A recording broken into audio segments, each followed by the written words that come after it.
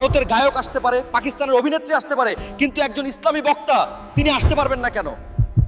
এ কেমন বাংলাদেশ? হ্যাঁ, এটাই বাংলাদেশ। এখানে সবাই আসতে পারে, শুধুমাত্র ইসলাম প্রচার করে এমন মানুষ ছাড়া। একজন গায়ক, একজন অভিনেত্রী কিংবা একজন বলিউড তারকার জন্য বাংলাদেশ খুলে দেয় সবসময় দরজা। অথচ ইসলামী বক্তা ডক্টর জাকির নায়েক, তার জন্য নাকি নিরাপত্তা নেই। তাহলে প্রশ্ন থেকেই যায়, এখন বাংলাদেশ।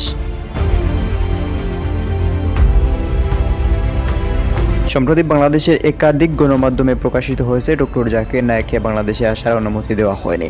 কারণ হিসাবে বলা হয়েছে, দেশে এখন নির্বাচনকালীন ব্যস্ততা, নিরাপত্তা কর্মীরা বুটের কাজে ব্যস্ত। অন্যদিকে ঠিক একই সময়ে ভারতীয় সঙ্গীত শিল্পী অরিজিৎ সিং আবারও বাংলাদেশে আসছেন বড় কনসার্টে অংশ নিতে। তাকে স্বাগত জানাতে ব্যস্ত আয়োজকরা, স্পন্সররাও দিচ্ছে কোটি টাকার চুক্তি। প্রশ্ন এখানেও জাগে, তাহলে নিরাপত্তা কর্মীরা কেবল ইসলামী বক্তাদের জন্য অনুপস্থিত?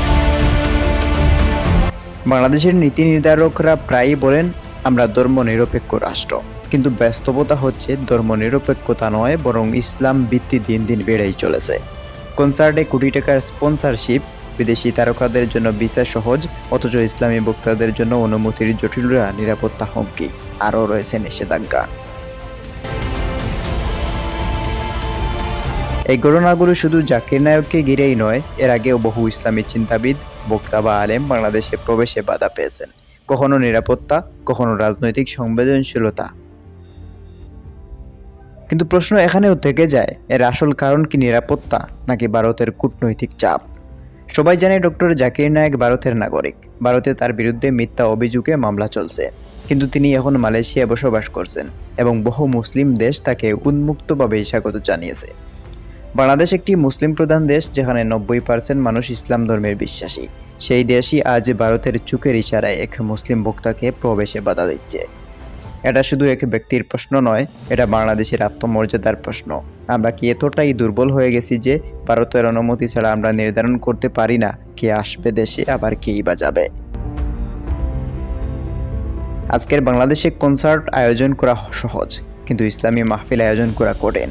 অরিজিৎ সিং বা হানিয়া আমির আসলে লাখো তরুণ আনন্দে মাতোয়ারা, অথচ একজন বক্তা কোরআনের আলো ছড়াতে চাইলে তাকে থামিয়ে দেওয়া হয়। এটাই বর্তমান বাস্তবতা। ইসলামকে বয়, ইসলামকে প্রচারকে ঝুঁকি বলা হয়, অথচ আমাদের সংবিধানে বলা হয়েছে রাষ্ট্রধর্ম ইসলাম। তাহলে প্রশ্ন এখানেও থেকে যায়, তাহলে কেন ইসলামকে এত ভয় পায় মানুষ? কেন ইসলামী চিন্তা বা আলোচনাকে নিরাপত্তা ঝুঁকি হিসেবে দেখা হয়? ডক্টর জাকির নায়েক আসবেন কি আসবেন না, সেটাই এখন মূল প্রশ্ন নয়। মূল প্রশ্ন হলো, আমরা কেমন বাংলাদেশ চাই?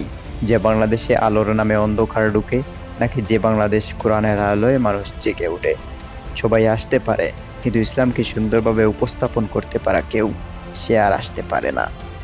এটাই কি সেই সোনার বাংলা যেটা আমরা স্বপ্ন দেখাছিলাম?